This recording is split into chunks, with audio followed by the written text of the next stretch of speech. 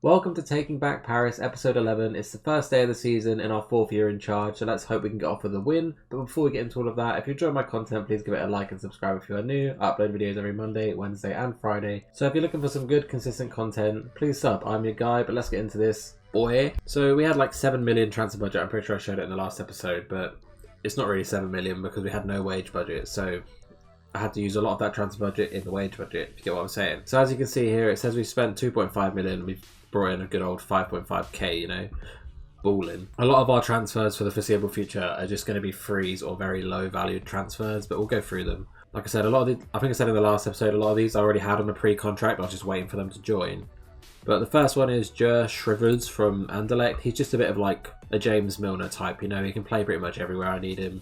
Wing back, midfield, I guess even up front, but I probably wouldn't do that. But he's a solid little option, especially for free. And if you see here, his value says 4.3 million. And we got him for free, so good bit of business. Then we've got Sagna from Club Bruges' second side, I'm pretty sure that is. He's solid enough. I just signed him to be a replacement for Lopez, who was leaving. But like, I'm not too sure if I'm going to use this guy that much. But he has some solid stats, but some of them are white. Like, some of his key ones are white. Actually, that's a lie. I'm not playing as an inverted forward. Okay, if some of his key stats are still white, and some are even red. He looks alright, is my point. He's just more of a replacement just to have numbers in that position. Then I think I'm pretty sure I said this in the last episode, we signed Namdi Collins on a free from Dortmund, which is actually a really, really good transfer for us. We're not playing him as fullback, we'll play him as a ball-playing defender. He's very solid, he's still very, very young. He's only 19. He's been here for what, 3 seasons now? So he will be our starting centre-back, along with Bradley Morgan, I'm pretty sure his name is. Then we actually spent some money on this guy, on Elias Abuchabaka. What a name, right? I'd sign him for his name at that point, but we'll call him Abu Chewbacca. Normally I'll just call him Elias, but I think I can pronounce it, you know. But he looks really good. And also, he's a young German guy, 23 years old. I'd probably play him down the middle. And most of his stats are yellow, if not green. And then he has 1 anticipation in 10. But we can work on him. He's still young, like I said. He's probably, I'm pretty sure he's on the most money at our club. But he looks very, very good, long story short. And I'm happy with that one. For only $1 million, that's not bad. And his value is more than that already, so ideal. Then we spent 250k on this guy, Gerson Romero. He's a regen or new gen, whatever you want to call it. I'll probably play him on the left as an inverted winger. I think he looks really good. He's only, he was 17 when I bought him, but he's 18 now. Originally, I was going to loan him out, but I think he's good enough to play in that position for us pretty much. And if he develops into his potential, like 5-star, happy days. Maybe we'll have to sell him down the line, but I'm pretty happy with him. Plus, I like Football Manager when you get like the regions in and it starts being your team more. And I feel like this is the first guy that's going to be a little building block for us. So I'm pretty happy with him. Got some flair, 6'1", you know, decent winger. We got Kovar on a free. He's just a backup goalkeeper for me. He has decent potential, so like maybe one day he'll play for us. But I loaned out Zhang Dao, which is my other keeper, who is probably my keeper for the future. But I didn't realise I literally had like no goalkeepers in my club, so we brought in Matic Kovar as a replacement. Then we signed Yanis Lahiri. It's probably not any of the two, but it's fine. He's solid enough. I just brought him in because he was free. He's 20 years old. Came from St Etienne. Like, is he ever going to be good enough for our first team? Maybe. I don't know. But I'm not really losing out on anything if I get someone like this for free. I can loan him out and try and develop him maybe. But his stats as a striker look decent enough. And he's on like £800 a week. So win-win, I guess. And if he doesn't turn into anything, we didn't really lose much money from it. Then we brought in another region called Ahmet Etkin from Besiktas. He's another one that I'm pretty happy with as like a building block. Like, I think he has good potential for our club. Decent enough stats as a central defender, which is probably how he'll play. I might loan him out. Originally, I was going to play him, but we need to be like pushing on in the league. Obviously, I've got to develop players to some degree, but if I can loan him out and he gets actual starter minutes, that'll be nice. And the last one that we brought in, another region. I'm pretty sure this is a record signing because it was 1.2 million, but this can go up above that. Joseba Galan. Again, 17 years old, he's very young. I was going to loan this guy out, but he come in, he's 3-star current ability, his potential is really good. And if I develop him by playing him a lot, and hopefully he scores the goals I need him to score, right, then he's going to turn into quite a good little player. As an advanced forward for his age, I think he's very, very solid. His value is 1.1 million, I think that's only going to go up. And if we can develop into like 20 goals a season type of guy, I'll be really happy with him, especially for the price that we paid. I'm pretty sure that's it for the ins for now. We are still in the transfer window, but I've come back since it's opening day of the season, so I'll probably buy some more people, who knows. In terms of the outs, I'm not going to mention some of them. Like this Verdi was a region, I'm pretty sure. Yeah, he was never good enough. Hanin, like I said, played his last game for us last year and he's now in the Portuguese second league, so hopefully he goes and does well, who cares, you know. Andreas Younghau, I loaned out because, like I said, he's a goalkeeper with really good potential in my opinion, and hopefully one day he can be our number one, but he's going to be playing in the Paris second league, getting some football, Jared Baltazar, a good striker. Well, I say a good striker. I think he's a raw striker with potential, but he needs to develop somewhere else, so that's what he's doing. And we just got partnered with Hajduk in Croatia, so we sent Koulibaly, who's our winger/striker, terrible stats, but people are bidding for him. But I want to know if he's any good before selling him, and if he does well at Hajduk, you know, maybe I'll keep him. If not, I'll sell him. But I will probably send some more people to Hajduk and try and develop them. After a lot of talking, I'm kind of out of breath. Basically, I can't tell if I've had a good or a bad transfer window. Like, I don't want to spend money for the sake of it. We have 3.9 million left with 20k wage budget. The only place that I really want like a standout signing is probably centre back, because we seem to leak goals. Like, we're in that weird position that like I've got loads of young players and I want to develop them, and that's all well and good because they'll turn into being really, really good players for us down the line and makes our team better. But I also have to go through the painful development stage and concede more goals than I would like, or miss more chances than I would like, if that makes sense. Having a look at the season preview, this thinks that we'll finish 16th, and I don't want to go off by this because it's a bit more accurate. Thinks we'll finish 15th, so a good bottom of the table kind of side, should avoid relegation. Looking at this, I think other than the top 5, who will probably beat us for a good little while, we need to establish ourselves in this league a bit more. I think we can finish like, I would dare to say 6th. Ideally we can finish somewhere like 6th or 7th. But anything in the top half, I'll be happy with, I guess, even 10th. I don't really want to be finishing lower than when I finished last season, which was 9th.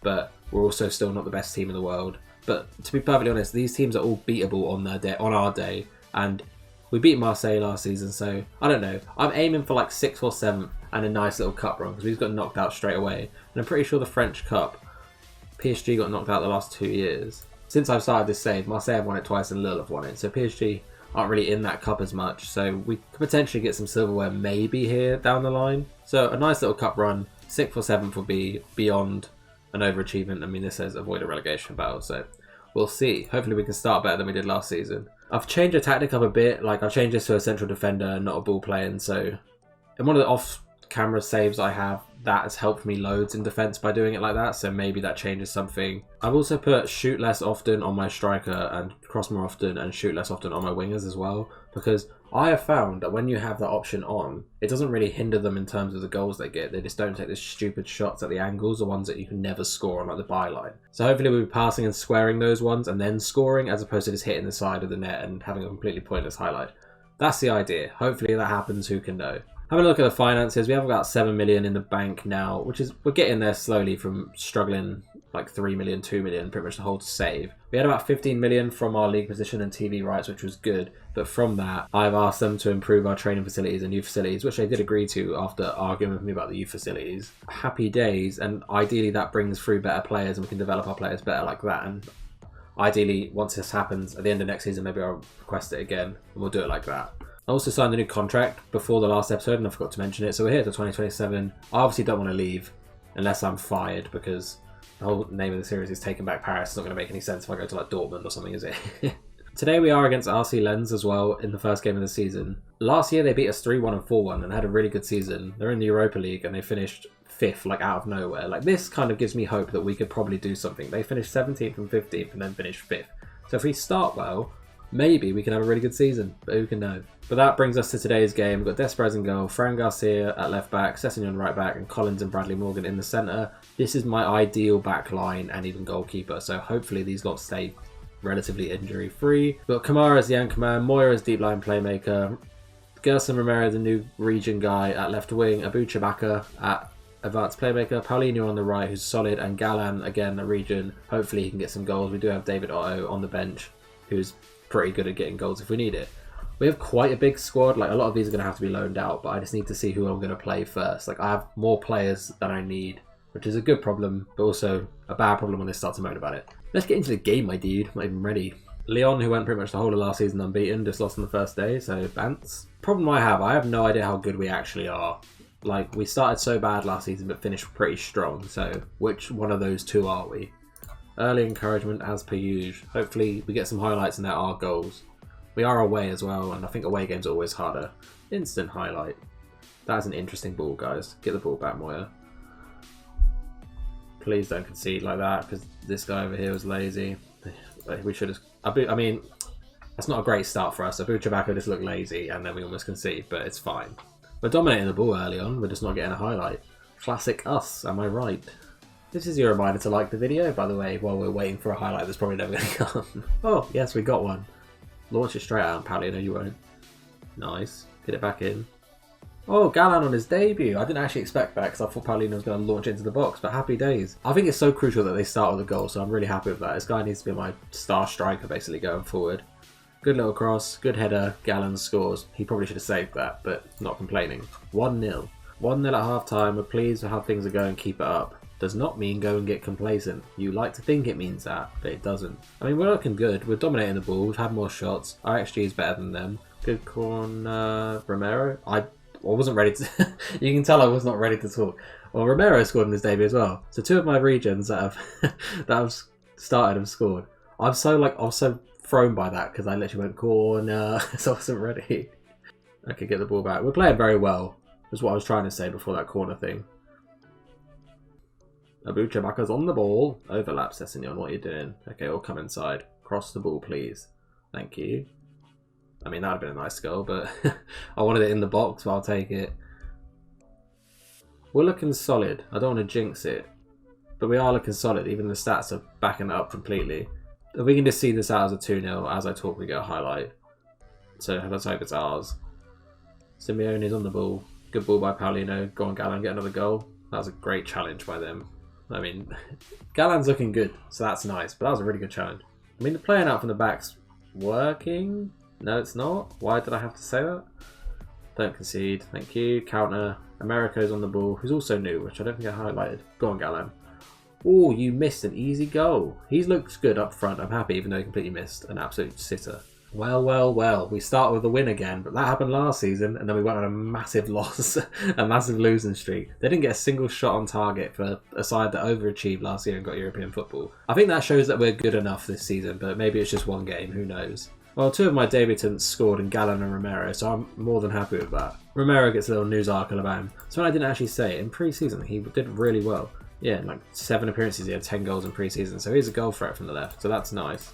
So after everyone's played their first game, this is how the league table is looking. We are 3rd. I think the first episode of last season, I said that the 6th would be the highest you'd see us, so I'm going to say that again. 3rd is probably the highest you're going to see us this season, but if we can win more than we lose and actually draw some games this year, I think we're going to be in a better position. Like last time, we were very win and loss side. I think we had 16 each. So we need to be a bit harder to beat and continue dominating games. That went pretty well, but it's only one game. Let's not get excited, you know. Alright, I'm either going to come back on this PSG game, or I'm just going to come back in January and then play PSG later in the year if it matters more. So I'm either going to come back here for PSG, or I'm going to come back the end of January. Why is there only 2 games in January? Winter break? Who knows? I don't know, either PSG or Lyon. That's what I'm trying to say. But I think I'll leave it there. So if you enjoyed the episode, please give it a like and subscribe if you're new. Like I said at the beginning, I upload videos every Monday, Wednesday and Friday. So yeah, looking for some good consistent content. I'm your guy. Stay safe, guys, and thanks for watching. And we'll see you next time. Bye-bye. Hero. Oink.